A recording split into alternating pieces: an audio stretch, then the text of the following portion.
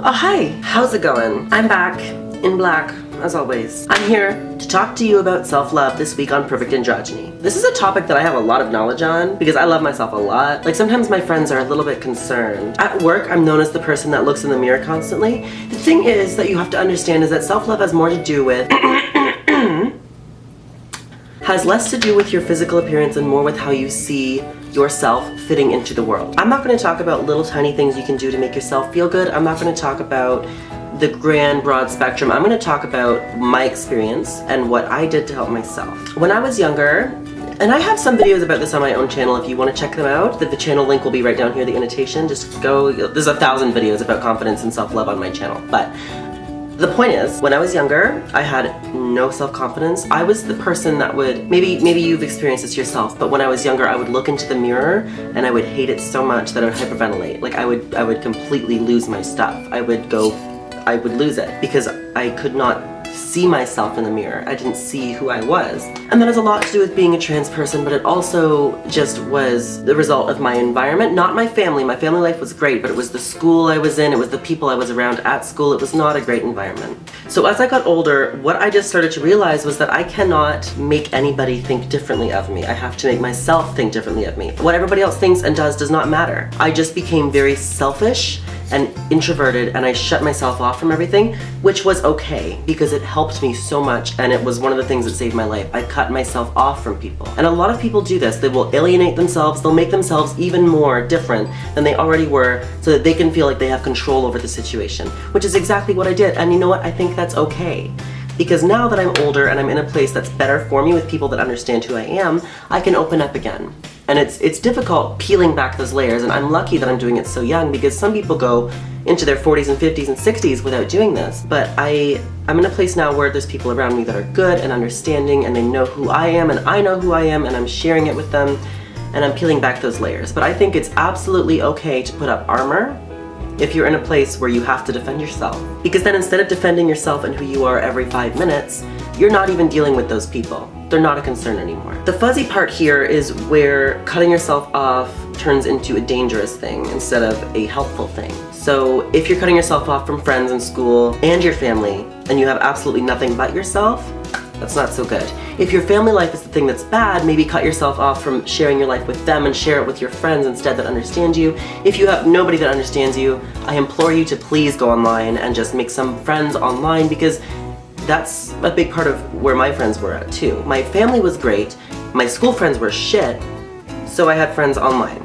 And this was not in high school, so if you're watching this, one of my high school friends, it was different. I'm talking about elementary school. My friends were all online on World of Warcraft, on online video games. I made all of my friends there, and I was so happy to come home every day and to go online and to hang out with them because they understood me and we were having a good time. And none of it had to do with what I was doing wrong or how I didn't fit in, you know? And in that way, I found a place where I fit, and that was in nerd culture and geek culture. And now that I'm in Toronto and there's a whole bunch of other things happening and I'm figuring out who I am physically, I'm finding myself fitting into another spectrum, and it's just, you have to focus on where you do fit instead of where you cannot fit in. So even if where you do fit is just you for now, I think that's all right, because eventually you'll find other people like you. The thing that I've noticed as well over the years, I sound like I'm like 50, I'm 19 years old, I don't know why I'm saying over the years. Self-love can really be influenced by the people around you. So what worked for me was cutting myself off from the negative people, opening up to people that were not negative on me, and then as I got older, peeling away those layers and shifting the people around me. Like, instead of having those people around me that were bad and just ignoring them, I got rid of them. They're gone now. It wasn't a hitman situation, it was just, you know, I don't even remember what I was talking about, but I'm gonna go off on another tangent now. Something else to acknowledge is that your bad times are going to make you a stronger person, and as annoying and repetitive as that sounds, you have to trust me. You will do some awesome things if you embrace the bad parts, feel them, process them, don't stop them from hurting you. Just let them go through you, right? I'm not talking about abusive people, I'm talking about your feelings. I'm letting your feelings go through you. For a recent example, let's go to, maybe some of you have followed me since I started fresh on my YouTube channel, but in January I broke up with this really awful boyfriend that I had, and the same night that I broke up with him, I just put all of those negative feelings into little writing, and I wrote this little poem thing. I don't know, at the time I was just like, I'm gonna journal this and I'm gonna make it poetic. And I did, and then I made a video about it and I did my makeup all dark and I took it off and I was like, rah, and it was great. And looking back at it now and listening to the words that I wrote, I'm like, I can't do this every day. Like, I don't come up with these cool little edgy word poems all the time. This is only when I'm feeling something really heavy. So feeling those huge emotions like loss and loneliness and solitude, those things are going to make you create better things. And from an artist's perspective, that is really important. If you're an athlete, if you are, I don't know, a chef, when you're feeling those negative emotions, maybe put it into your workouts or your cooking, like just whatever it is that you love to do. When you're feeling shit, put all of the shit, just take it in a bag and put it into your stuff, okay?